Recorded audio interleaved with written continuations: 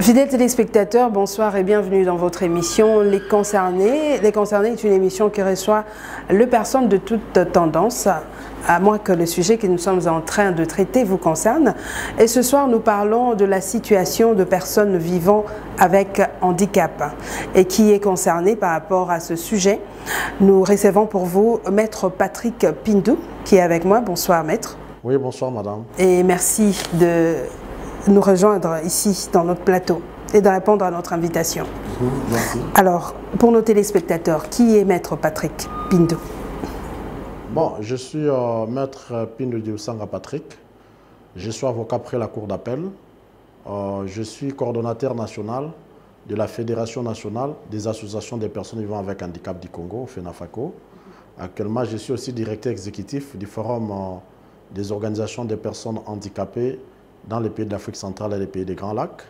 Je suis aussi le premier vice-président de la Fédération des organisations des personnes handicapées des pays membres de la SADC et aussi secrétaire général de la Fédération internationale des organisations des personnes handicapées des pays francophones. Voilà, plusieurs casquettes. Alors, Maître, qui sont les personnes vivant avec handicap? Comment on peut le définir? Bon, est considéré comme étant personne vivant avec handicap, c'est toute personne qui a une déformation physique ou toute personne qui est amputée d'une jambe ou le bras. Il y a aussi les personnes sourdes et malentendantes qui sont des personnes vivant avec handicap. Il y a des personnes aveugles et des personnes non-voyantes qui sont aussi des personnes vivant avec handicap. Nous avons des personnes atteintes d'albinisme qui sont des personnes vivant avec handicap et enfin des personnes de petite taille. Donc, ils sont aussi considérés dans la catégorie des personnes vivant avec handicap. Merci beaucoup, Maître Patrick. Et puis, de manière générale, quelle est la situation actuelle de personnes vivant avec handicap en République démocratique du Congo? Bon, d'abord, les personnes vivant avec handicap en République démocratique du Congo sont estimées à 13 871 000. C'est ce qui représente 18% de la population de la République démocratique du Congo. Mais les personnes vivant avec handicap, malgré de bonnes intentions du gouvernement de la République, malgré aussi la mise en place d'un ministère en charge des personnes vivant avec handicap et autres personnes vulnérables, les personnes vivant avec handicap vivent dans la misère, donc la pluie noire. Au moins autour de 90% plutôt des personnes vivant avec handicap sont des analphabètes, donc ils ne savent ni lire ni écrire.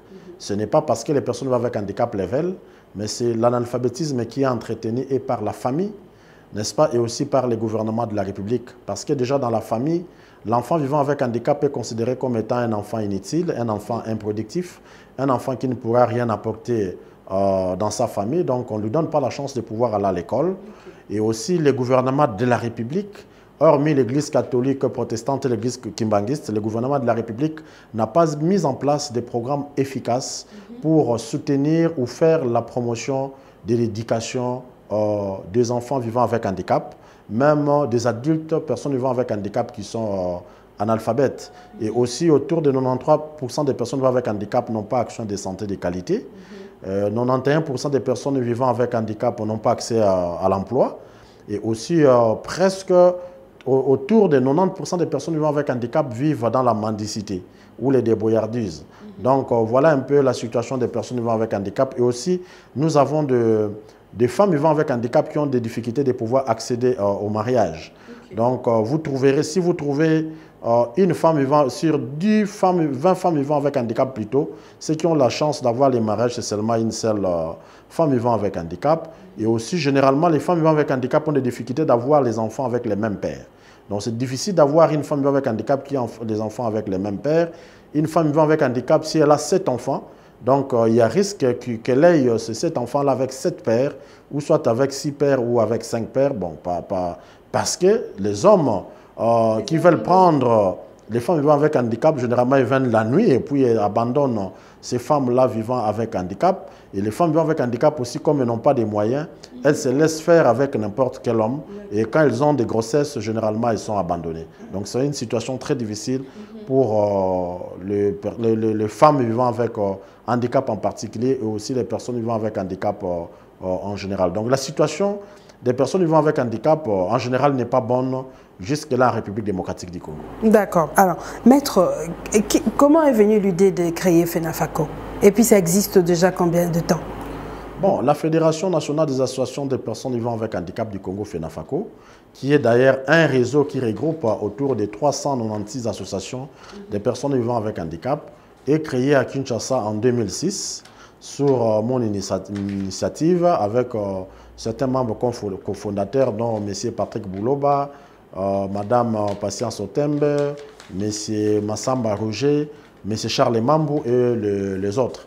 L'idée de créer de la FENAFACO est venue parce qu'il y avait déjà un réseau des organisations des personnes vivant avec handicap ou une fédération. Mais nous avons plus senti que non, cette fédération avait des penchants un peu politiques ou dépendait du ministère des Affaires sociales. Cette fédération ne savait pas vraiment faire une bonne défense des personnes vivant avec handicap, ne savait pas dénoncer les cas de violations dont étaient victimes les personnes vivant avec handicap. C'est pourquoi moi, avec ce groupe des amis, nous avons eu l'idée de pouvoir créer la FENAFACO en 2006. Mais avec toutes les difficultés que nous avons connues, nous avons vraiment commencé les activités sur le terrain en 2009. Et voilà, nous avançons jusqu'à aujourd'hui et ensemble, avec les amis et les concours des personnes vivant avec handicap des 26 provinces de la RDC, nous avons pu réaliser beaucoup d'activités, beaucoup de choses, n'est-ce pas, et beaucoup de plaidoyers pour l'amélioration des conditions de vie des personnes vivant avec handicap et aussi arriver au respect effectif de leurs droits et aux instruments juridiques internationaux, régionaux et nationaux qui garantissent leurs droits.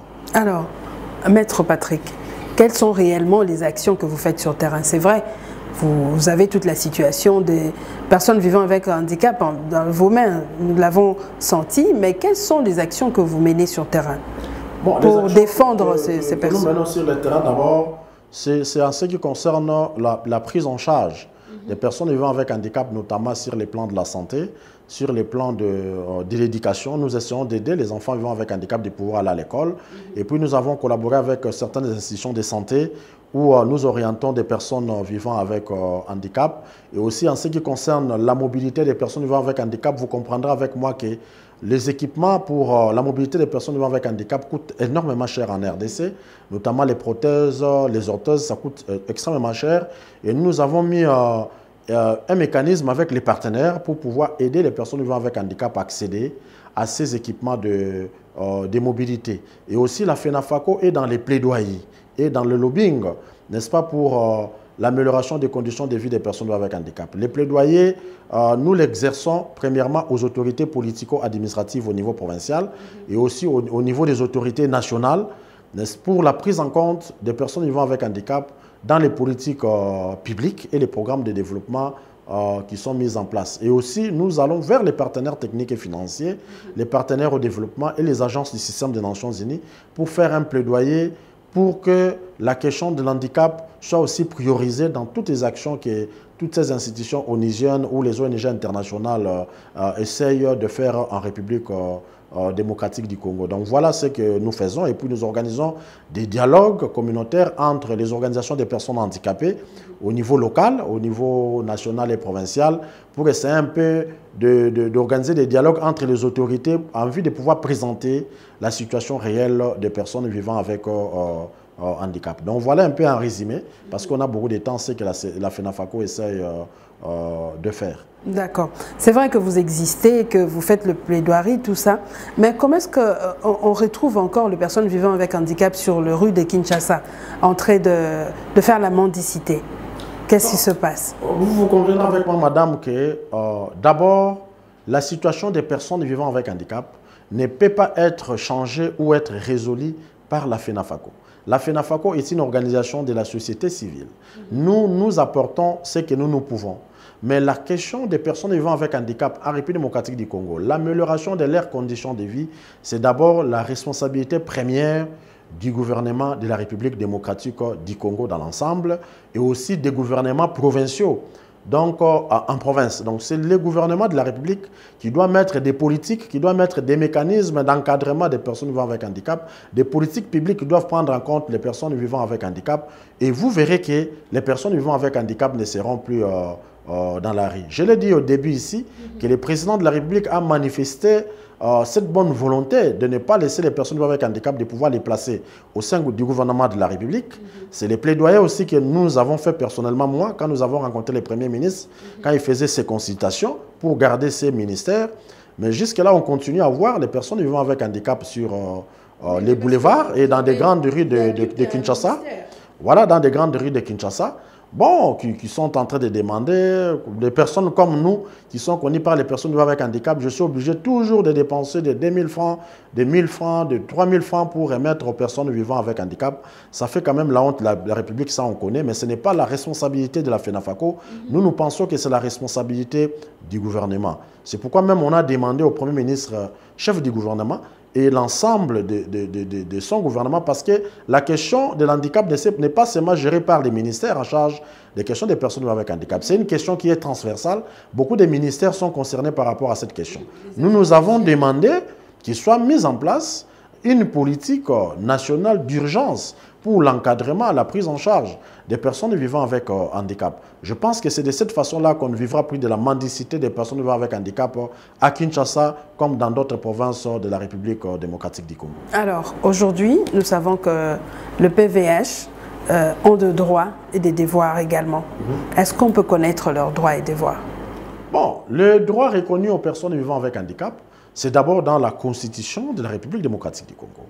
Les droits aussi qui leur sont reconnus, c'est dans les instruments juridiques régionaux, notamment les protocoles à la Charte africaine des droits de l'homme et des peuples relatifs aux droits des personnes handicapées en Afrique, n'est-ce pas, les protocoles de Maputo, la Charte africaine des droits des femmes, et aussi la Convention des Nations Unies relative aux droits des personnes handicapées.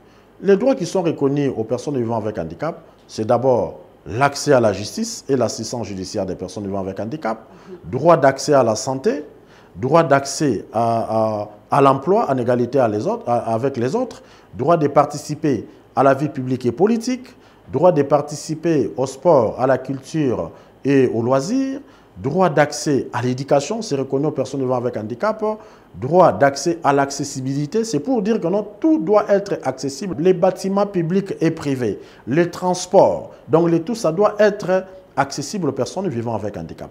La République démocratique du Congo est partie prenante ou État partie à la Convention des Nations Unies relative aux droits des personnes handicapées. Une des conditions, quand l'État adhère à cette convention, c'est d'abord de pouvoir modifier l'arsenal juridique ou toutes les lois du pays qui doivent prendre en compte l'aspect handicap et aussi rendre tout accessible dans les pays. Mais depuis que la RDC a adhéré à cette convention, nous avons vu que rien ne change. Toutes les lois de la République n'ont pas pris en compte la question de l'handicap, c'est discriminatoire. Et puis les bâtiments publics et privés, les transports, les nouvelles technologies ne prennent pas en compte les personnes vivant avec handicap en République démocratique du Congo. Et aussi, les personnes vivant avec handicap ont les droits d'accéder à une mobilité et à la formation professionnelle. Ce sont là les droits qui sont reconnus aux personnes vivant avec handicap. En ce qui concerne les devoirs, les personnes vivant avec handicap ont le droit de voter dans de très bonnes conditions comme tout autre citoyen. Les personnes vivant avec handicap ont le devoir de pouvoir payer l'impôt, n'est-ce pas? Les personnes vivant avec handicap ont le devoir de pouvoir payer les taxes. Malgré que beaucoup de personnes vivant avec handicap ont des activités, on dit que les personnes vivant avec handicap ne peuvent pas payer, mais en principe dans notre pays, il n'y a pas une loi qui exonère les personnes vivant des activités des personnes vivant avec handicap. Donc, ce sont là un peu quelques devoirs des personnes avec handicap. Elles ont aussi le droit de pouvoir respecter les biens publics. Ils ont plutôt le devoir de pouvoir respecter les biens publics de l'État ou les biens privés. Les personnes vivant avec handicap ont ce devoir-là de pouvoir respecter. Donc voilà, parce que la personne vivant avec handicap, c'est un citoyen comme tout autre citoyen, n'est pas différente des autres citoyens.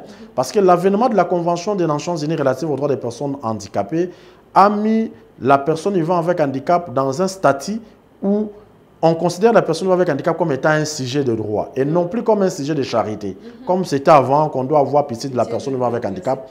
Non, avec l'avènement de la Convention des Nations Unies relative aux personnes avec handicap, la personne vivant avec handicap, c'est un sujet de droit, mais le gouvernement doit mettre des mécanismes et des mesures d'application pour accompagner les personnes vivant avec handicap de pouvoir bien jouir de ses droits et de pouvoir aussi respecter ses devoirs.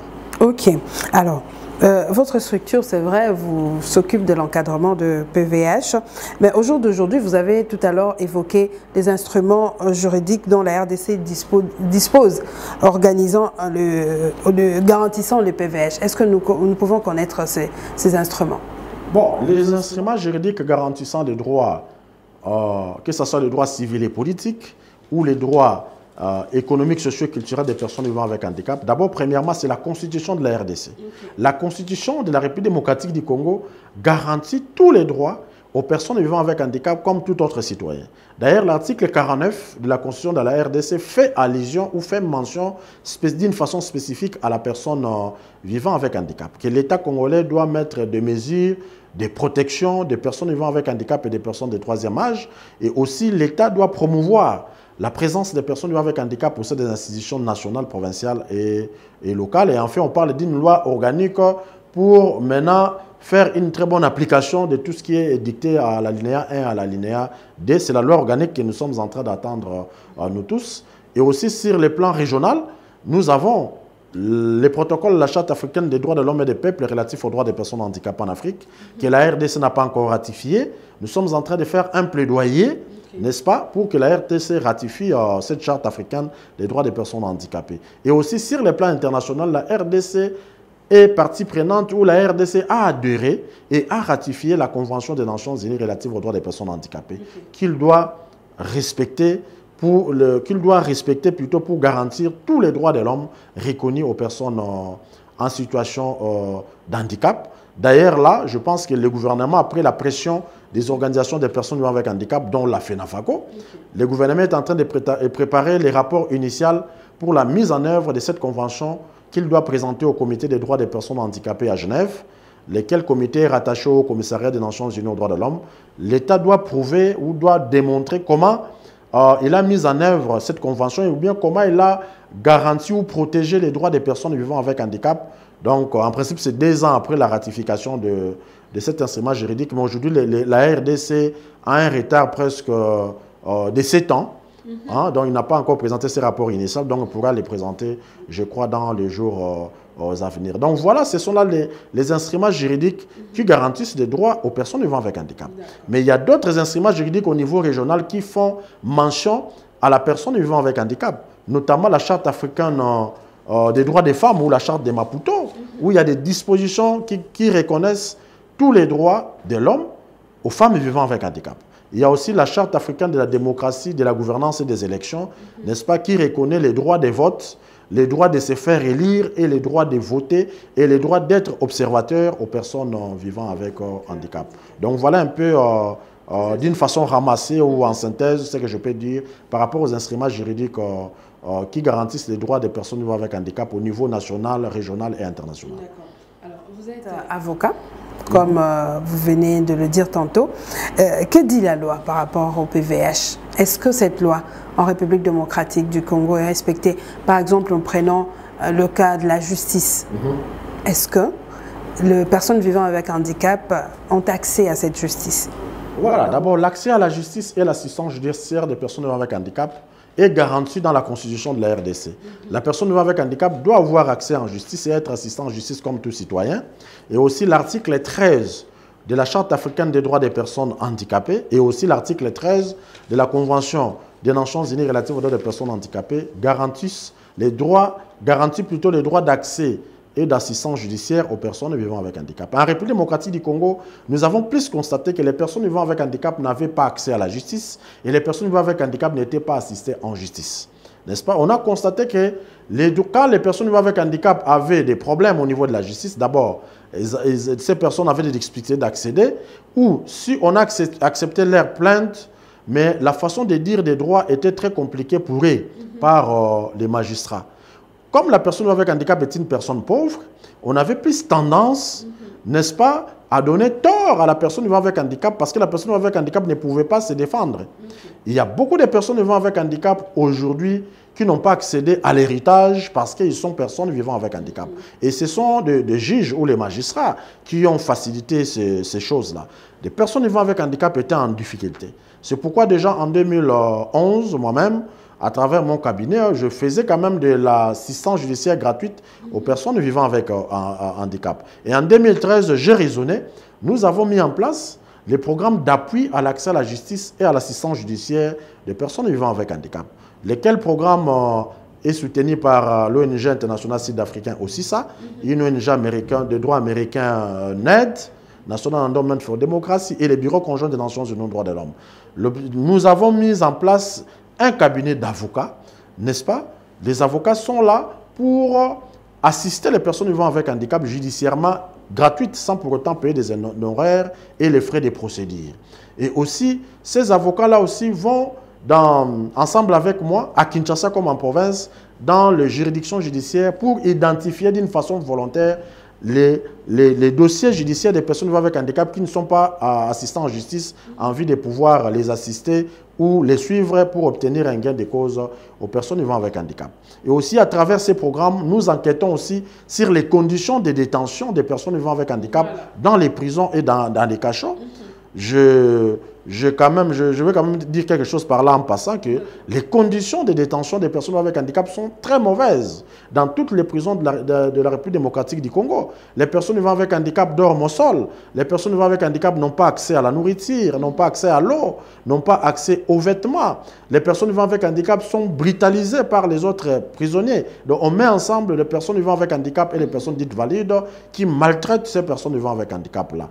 Et les droits de visite est souvent monnayé pour les personnes vivant avec handicap. Donc, les conditions de détention sont mauvaises pour les personnes vivant avec handicap. Dans la plupart des prisons, ils doivent aller faire des urines ou des grands besoins. Il y a des personnes vivant avec handicap qui rampent sur les sols, qui attrapent des maladies. Et l'État ne dit rien par rapport à cela. Nous avons fait des rapports et des rapports que nous avons envoyés au gouvernement, au bureau du Premier ministre, et au ministre de la Justice, et au ministre des Droits humains, et au ministre même actuel ayant en charge de la question de l'handicap. Mais rien n'est fait jusque-là pour ces personnes vivant avec handicap qui sont en détention dans des prisons de la République démocratique du Congo. Donc, d'une façon générale, je peux dire que les personnes vivant avec handicap n'ont pas accès à la justice et à l'assistance judiciaire en RDC, à part les paix que nous faisons avec les avocats. Vous savez qu'il y a beaucoup de personnes avec handicap et nous sommes limités avec les moyens. Nous n'avons pas cette possibilité-là de le faire pour toutes les personnes vivant avec handicap de la RDC. D'accord. Alors, 3 ans de Félix-Antoine Tshisekedi à la tête de la République démocratique du Congo. En ce qui concerne votre secteur, quel serait le bilan? Qu'est-ce qu'on va dire aujourd'hui par rapport à son bilan? Bon, en ce qui concerne la question des personnes vivant avec handicap par rapport au président de la République, 3 ans à la tête de l'État. Bon, comme FENAFACO, organisation de la société civile, nous avons constaté que le président de la République a montré cette bonne volonté de ne pas laisser de côté les personnes vivant avec handicap. Les présidents de la République avaient même refusé de signer l'ordonnance présidentielle investissant les membres du gouvernement parce qu'ils n'avaient pas la présence d'une personne vivant avec handicap. Et il y a eu une personne vivant avec handicap au gouvernement. Nous avons salué l'initiative du président de la République de pouvoir honorer les personnes vivant avec handicap presque plus de 60 ans après que la RDC ait accédé à l'indépendance. Nous avons applaudi. Mais toutefois, maintenant, il y avait des mesures qui devraient suivre.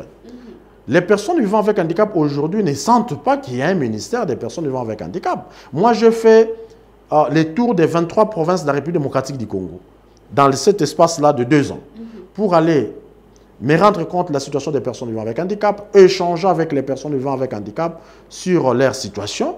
On sent que non, rien n'est fait. Les personnes vivant avec handicap souffrent, vivent dans la misère la plus extrême. Il n'y a pas une politique nationale du gouvernement par rapport à la question de l'handicap. Il n'y a pas un plan d'action national du gouvernement par rapport à la question de l'handicap. Il n'y a pas de politiques publiques qui sont mises en place par, n'est-ce pas, qui sont mises en place pour prendre en compte la question des personnes vivant avec handicap. La plupart de quelques activités du ministère ou du gouvernement sur les personnes vivant avec handicap s'étaient focalisées à Kinshasa. On a même senti que par rapport à la pandémie du coronavirus, la période du coronavirus, c'est quand la FENAFACO a posé beaucoup d'actions, surtout dans des centres d'hébergement des personnes vivant avec handicap à Kinshasa. Donc, d'une façon concrète, les personnes vivant avec handicap ne palpent pas, n'est-ce pas, la réalité où l'existence de leur ministère en charge des personnes vivant avec handicap. Le président de la République a montré sa bonne volonté, n'est-ce pas? Il y a une personne vivant avec handicap au gouvernement, bien que la question de l'handicap est transversale, ça concerne plusieurs ministères. Nous pouvons dire que non, les bilans du gouvernement par rapport à la question de l'handicap est négatif. Donc, beaucoup de choses n'ont pas été faites par rapport à la question de l'handicap. La FENAFACO venait de publier il y a deux semaines les rapports bilans du gouvernement Sam Aloukonde Michel sur la question de l'handicap. Nous avons démontré noir sur blanc que beaucoup de choses n'ont pas été faites pour les personnes vivant avec handicap et que les bilans est négatif. On peut interroger toutes les personnes avec handicap. La preuve, il y a des personnes avec handicap sur le boulevard des 30 jours en train de mendiciter. Les présidents passent par là, ils voient. Les premiers ministres passent par là. Tous les ministres en charge des personnes avec handicap, elles voient ça. Et aussi quand vous allez sur les boulevards triomphales, vers les palais du peuple, c'est la mendicité. Même situation partout. Vous allez dans toutes les provinces, c'est la mendicité des personnes avec handicap. C'est pour dire que non, rien n'a changé. C'est pourquoi il faut vraiment une politique réelle par rapport à la question de l'handicap. Un plan d'action réel du gouvernement par rapport à la question de l'handicap, que les personnes avec handicap sentent que le président de la République les a pris en compte. Donc voilà ce que je peux dire par rapport à cette question-là. Nous parlons processus électoral. Quel est le rôle et la place du PVH dans la réforme électorale d'abord et leur place au processus électoral? Bon, dans la réforme électorale, la personne vivant avec handicap a une place. D'abord, la FENAFACO, à travers la loi organique portant organisation et fonctionnement de la CENI, avec l'appui des partenaires comme AIFES, comme IRI, nous avons mené beaucoup d'activités, n'est-ce pas, pour pousser les personnes vivant avec handicap à se prononcer par rapport à cette réforme. On voulait avoir même une personne vivant avec handicap au bureau à l'Assemblée plénière de la CENI. Nous avons organisé beaucoup d'activités, mais malheureusement, on n'a pas pris en compte la personne vivant avec handicap. Mais néanmoins, il y a un cadre de concertation qui existe entre la Commission électorale nationale indépendante et les organisations des personnes vivant avec handicap. À la CENI, non, les personnes vivant avec handicap n'ont pas un représentant à la CENI. Mais les informations que nous avons parmi les membres de l'Assemblée plénière, il y a un membre de l'Assemblée plénière qui s'occupe de la question des personnes vivant avec handicap. Nous avons déjà entamé des démarches pour pouvoir échanger avec lui, pour que les personnes vivant avec handicap leur présentent leur feuille de route pour arriver à un processus électoral inclusif. Mais au moins, au niveau de la FENAFACO, nous avons les programmes handicap et élection. C'est un programme qui va mobiliser les personnes vivant avec handicap au processus électoral, à la fois comme étant électeurs, à la fois comme étant observateurs et à la fois comme candidats. Alors, qu'en est-il de la problématique? Nous avons parlé de l'emploi. Qu'est-ce qui empêche qu'aujourd'hui, les personnes vivant avec handicap ne trouvent pas un emploi? Bon, les personnes vivant avec handicap ne trouvent pas un emploi à cause des préjugés. Il y a des préjugés. Il y a de ceux-là qui ont bien étudié. Bien sûr, comme moi. J'ai bien étudié. Il y a beaucoup de personnes vivant avec handicap qui ont bien étudié, mais il y a des préjugés. Les gens ont une mauvaise conception de l'handicap. N'est-ce pas? C'est pourquoi quand quelqu'un vient chercher de l'emploi, on voit que c'est une personne vivant avec handicap, on comprend directement que la personne-là est incapable. Alors que bien que nous sommes personnes vivant avec handicap, nous sommes capables, nous avons des capacités, nous avons des compétences. N'est-ce pas? Ce n'est pas notre handicap qui peut nous empêcher de pouvoir faire quelque chose. Nous sommes personnes vivant avec handicap, mais nous avons des cerveaux. N'est-ce pas? On a connu un président de la République dans ces pays qui était personne vivant avec handicap, qui était très compétent. On a connu M. Laurent Désiré Kabila. On a connu les ministres de l'enseignement primaire et secondaire les plus compétents pour moi de tous les ministres de l'EPSP. En RDC, 12 ans ministre qualité de l'enseignement meilleur. Personnes handicapées, les professeurs Nzegala Zambina. On a connu un PDG à la SNEL et puis ministre à l'énergie qui était personne vivant avec handicap. Il n'y a jamais eu de délestage. Il y a Joe Bakali. Bakali Sembe, tout le monde connaît. Les personnes vivant avec handicap ont de compétences. On a connu Martin Kanda qui avait l'ISIPA. Voilà. Nous avons connu des Pongolov ici qui ont fait danser des gens tout en étant personnes vivant avec handicap. Les John Nolo avec la chanson Mansanga. Double de... Il y a de PVH qui s'est sous-estimé. Voilà. Non, il y a des personnes vivant avec handicap qui se sous-estiment parce qu'on ne leur donne pas la chance. Moi, je dis que parmi les personnes vivant avec handicap, les personnes vivant avec handicap sont compétentes. Même une personne vivant avec handicap qui est couturière, si vous la mettez avec une femme valide qui est couturière, la dame là, vivant avec handicap, te fera va te coudre un très bon habit. Parce qu'elle se dit déjà que si je le fais mal, on va croire que c'est parce que je suis femme vivant avec handicap. Donc, il va bien le faire. Donc, il y a des compétences parmi nous, des personnes vivant avec handicap. Ce sont les préjugés qui font qu'on ne prenne pas l'emploi. Alors qu'aujourd'hui, dans la plupart des pays, il y a une discrimination positive.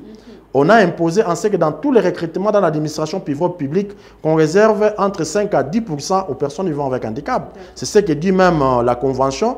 Et aussi, on fait en sorte que les entreprises qui engagent les personnes vivant avec handicap payent moins les taxes pour les encourager à continuer à engager les personnes vivant avec handicap. L'exemple du Sénégal, la Côte d'Ivoire, la France, la Belgique, l'Afrique du Sud. C'est comme ça que les choses se passent, même au Maroc ou en Tunisie. Alors, Monsieur Patrick, Maître Patrick, nous allons lentement pour chuter. Qu'en est-il de cette loi qui a été votée par les deux chambres du Parlement? Bon, la loi a été votée par les deux chambres du Parlement. Je ne peux pas parler de cette loi-là aujourd'hui dans cette émission parce que la loi n'a pas encore une force. On nous a promis que les chefs de l'État devaient promulguer cette loi le 3 décembre 2021.